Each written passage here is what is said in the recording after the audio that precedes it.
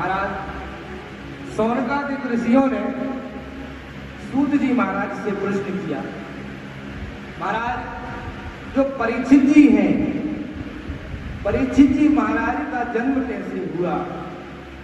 सुखदेव जी महाराज की जन्म की कथा आप सबने श्रवण की। आगे महाराज राजा परीक्षित जी की जन्म की कथा हम आपको श्रवण करा रहे हैं, बड़े ध्यान से सुनना। एक बार की बात है, यदा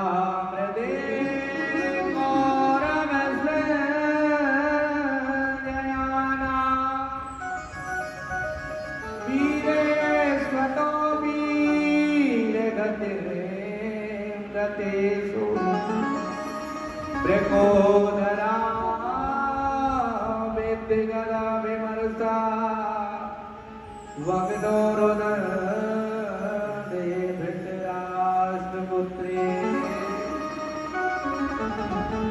ये उस समय की बात है भैया, महाभारत का युद्ध पूर्ण हो गया था।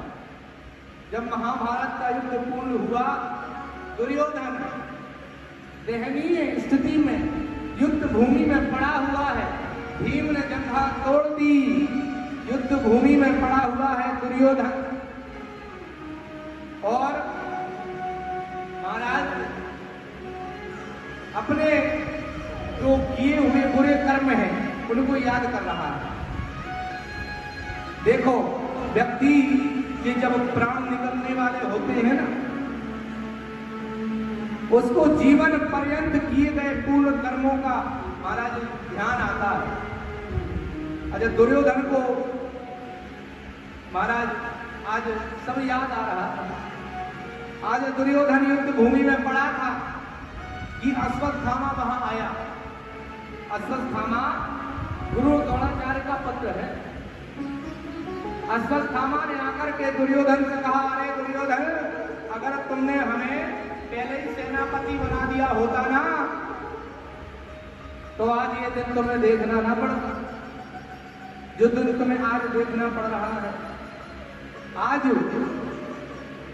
ये जो दिन देखना पड़ रहा है, क्योंकि भीष्म पितामह सेनापति थे उस समय। और भीष्म पितामह से तो दुर्योधन ने भी कहा था, देखिए हमें तो ऐसा लगता है कि आप तन से तो हमारी तरफ लड़ रहे हो, लेकिन मन से पांडवों की तरफ युद्ध कर रहे हो। तब भीष्म पितामह ने प्रतिज्ञा तक ले ली थी कि अगर दुर्योधन तुमको ऐसा लगता है तो लो, कल का सूर्योदय होते ही मेरी प्रतिज्ञा चालू हो जाएगी और सूर्यास्त से पहले या तो पांडव रहेंगे या मैं रहूंगा। प्रतिज्ञा कर ली। और लगता है दुर्योधन तुम्हें मरने से भी डर लगता है। तो देखो, अब आज हमारे शिविर में तुम्हारी धर्मपत्नी जी को ले आना और हम अखंड सौभाग्यवती का आशीर्वाद दे देंगे, तो तुम्हें मरने का भय रहेगा नहीं। आज महाराज ये कहकर के भीष्म पितामह, अच्छा ये बात भगवान कृष्ण ने पांडवों से जाकर के कही। पांडव तो बढ़िया आराम से सोते थे, भले ही इतना बड़ा युद्ध चल रहा था, महाभारत का भीषण युद्ध हुआ, लेकिन पांडवों ने कभी भी चिंता नहीं की, कोई उनके लिए कोई परेशानी नहीं आई। वो तो आराम से बेफिक्र होकर सोते थे, सो रहे थे। भगवान ने कहा, अरे उठो, तुम सो रहे हो और वहां पर कितनी बड़ी योजनाएं बनाई जा रही हैं। अर्जुन ने देखा भगवान खड़े हैं, फिर सो गए। जब भगवान खड़े हैं तो अपन को किस बात का डर? भगवान ने कहा, अरे उठो। और भगवान ने कहा, वहां पे भीष्म पितामह ने प्रतिज्ञा ले ली और तुम सब पांडव सो रहे हो, उठो। और द्रौपदी को ले जाकर के अखंड सौभाग्यवती का आशीर्वाद भीष्म पितामह से दिलवा दिया। अब महाराज भीष्म पितामह युद्ध भूमि में खूब युद्ध किया। अच्छा, प्रतिज्ञा तो कर ही ली थी। अच्छा, भगवान की प्रतिज्ञा महाभारत का युद्ध आरंभ होने से पहले ही चालू थी कि मैं अस्त्र नहीं उठाऊंगा।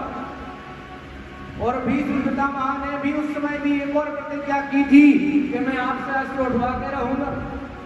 तो जब युद्ध आरंभ हुआ, भीष्म पितामह ने बाणों की वर्षा कर दी अर्जुन पर।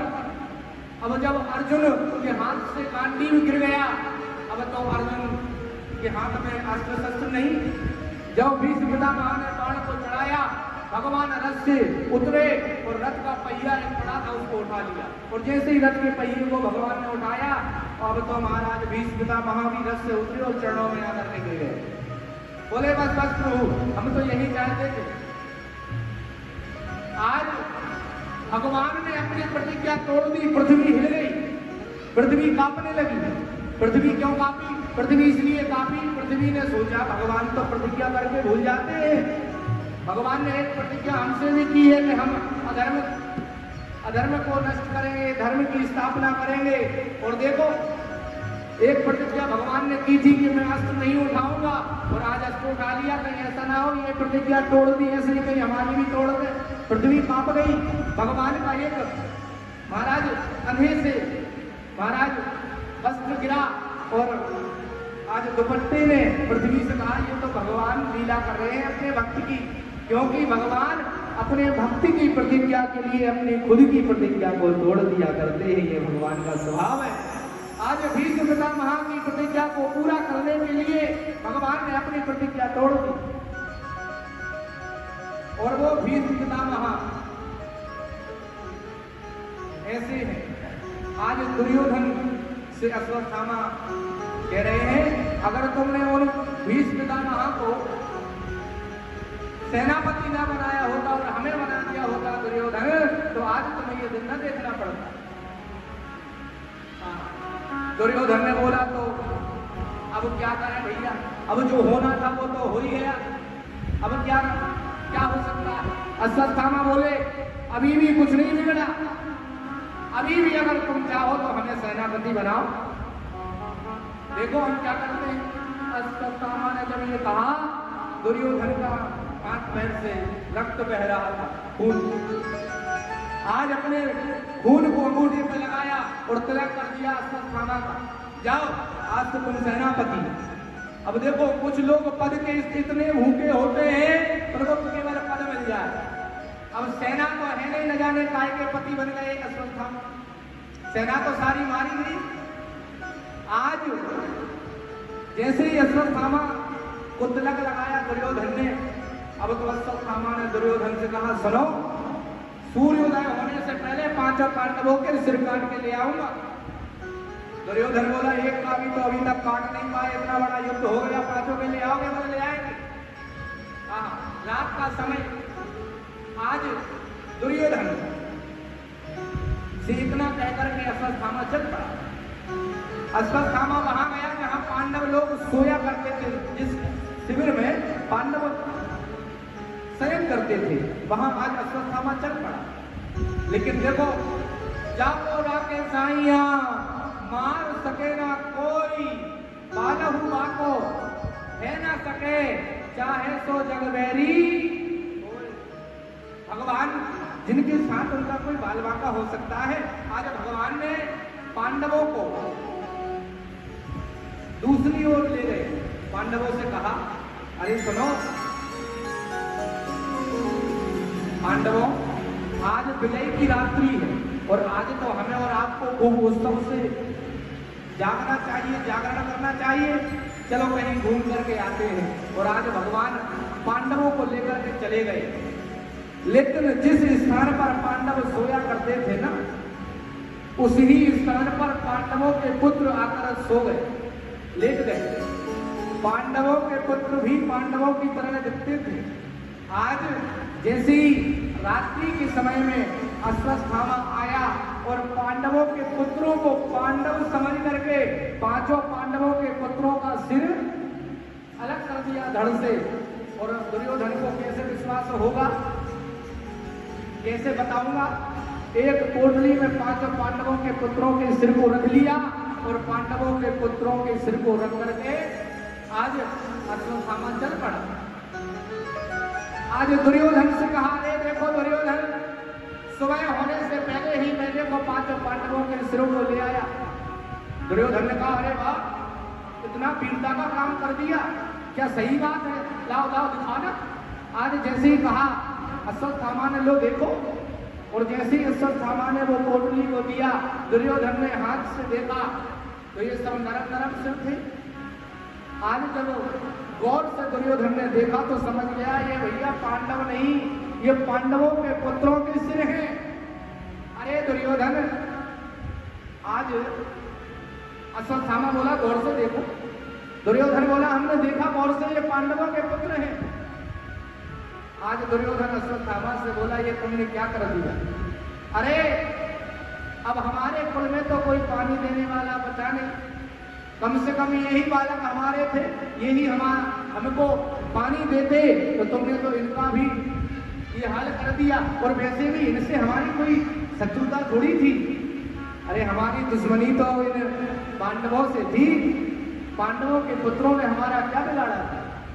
आज अश्वत्थामा देखता है, आज दुर्योधन को एक वरदान था कि सुख और दुख जब एक साथ होगा तभी इसके प्राण जाएंगे। पहले तो इसको सुख हुआ, कहा पांडवों के सिर आ गए, लेकिन जब देखा गया तो पांडवों के पुत्रों के सिर हैं तो उसको दुख हुआ, और दुख और सुख एक साथ हुआ तो आज उसने अपने प्राण त्याग दिए। अपने प्राणों को त्याग देते हैं दुर्योधन। आज अश्वत्थामा घबरा गए, आज भागने के लिए रास्ता देख नहीं रहा। क्यों? देखो डर किसको लगता है? जो गलत काम करता है, गलत कर्म जो करेगा उसको भय लगेगा। भाई चोरी कोई करने चोर जाता है तो उसको पता है कि अगर पकड़े गए तो पिटाई होगी। क्यों भय लग रहा है? क्योंकि गलत कार्य करने जा रहा है।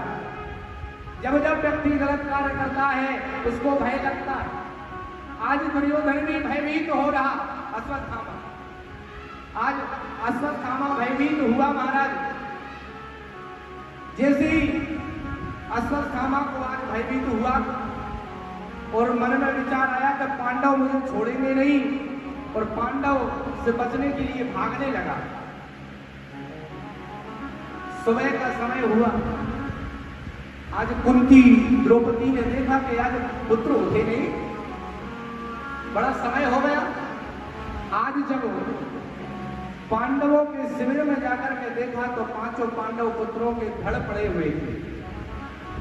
जब कुंती ने द्रौपदी ने देखा तो चित्कार कर रोने लगे। पांडव वहां पहुंचे और देख करके हाहाकार हो गया। अरे किसने कर दिया?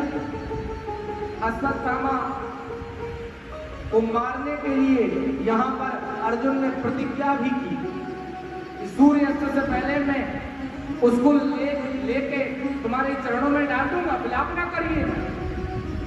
आज अश्वत्थामा को मारने के लिए, पकड़ने के लिए अर्जुन रथ पर बैठे, भगवान रथ चला रहे हैं और रथ से आज अश्वत्थामा का पीछा किया है अर्जुन ने। ब्रह्मास्त्र को चलाया और जैसे ही ब्रह्मास्त्र से बंदी बनाया है अश्वत्थामा को और ला करके कुंती के पैरों में पटक दिया। यही है वो अत्याचारी जिसने बताओ सोते हुए पुत्रों को मार दिया। अरे इसको इतना भी पता नहीं कि सोते हुए को मारना नहीं चाहिए, निहत्थे को मारना नहीं चाहिए, पागल को मारना नहीं चाहिए, भोजन करते हुए को मारना नहीं चाहिए। और इसने तो बताओ पुत्रों की हत्या कर दी। आज अर्जुन बोले इसके तो हम प्राण लेंगे, इसको जीवित नहीं छोड़ेंगे। भीम बोले भैया हम भी नहीं छोड़ेंगे। आज युधिष्ठिर ने और कुंती ने देखा, अरे ये तो गुरुपुत्र हैं, अश्वत्थामा गुरु द्रोणाचार्य के पुत्र। अर्जुन ये तो तुम्हारे गुरु के पुत्र हैं और गुरु का पुत्र गुरु के समान होता है, और ये तो चलो छोड़ दो, इनको खोल दो। आज कुंती ने कहा खोल दो, युधिष्ठिर जी बोले खोल दो, छोड़ दो, लेकिन सब कहते खोल दो, लेकिन अर्जुन और भीम कहते नहीं नहीं, हत्यारा है, छोड़ना नहीं चाहिए, नहीं हम छोड़ेंगे। अब आपस में बहस चलने लगी। आज जब बहस हो रही थी तो भगवान एक तरफ खड़े थे, मुस्कुरा रहे, अपन से कोई पूछ नहीं रहा तो अपन क्यों बोले। अर्जुन ने कहा अरे भगवान ये सब आप भी कुछ कहो। भगवान ने कहा देखो वैसे तो ब्राह्मण को मारना नहीं चाहिए, कैसा भी हो, लेकिन सुनो, अपराधी कोई भी हो छोड़ना नहीं चाहिए। अपराध सबके लिए बराबर, अपराधी कोई हो छोड़ना नहीं चाहिए। अर्जुन बोले देखो कन्हैया, आपका नाम टेढ़ा है, फड़े टेढ़े होते हो, कम से कम बात ही सीधी करो। आप कहते हो कि ब्राह्मण कैसा भी हो मारना नहीं चाहिए और अपराधी कोई भी हो छोड़ना नहीं चाहिए, बात तो नहीं की भैया नहीं, हमें क्या करना है बताओ। आज जैसे ही महाराज गीता का जो उपदेश दिया था महाभारत के युद्ध के पूर्व में, आज वो याद आया और आज वो परीक्षा भी है। आज अश्वत्थामा का अपमान कर महाराज अर्जुन ने जो मणि लगी थी अश्वत्थामा के मस्तक पर उसको निकाल दिया और महाराज अश्वत्थामा को छोड़ दिया। आज जैसे ही अश्वत्थामा जाने लगा, फिर से प्रतिज्ञा कर ली कि वंश में कोई नहीं छोड़ूंगा। अच्छा देखो, जो बुरा व्यक्ति होता है वो बुरा ही होता है। आप अगर अच्छा भी करोगे तो भी वो अपने स्वभाव को नहीं छोड़ेगा। आज अश्वत्थामा ने पुनः प्रतिज्ञा कर ली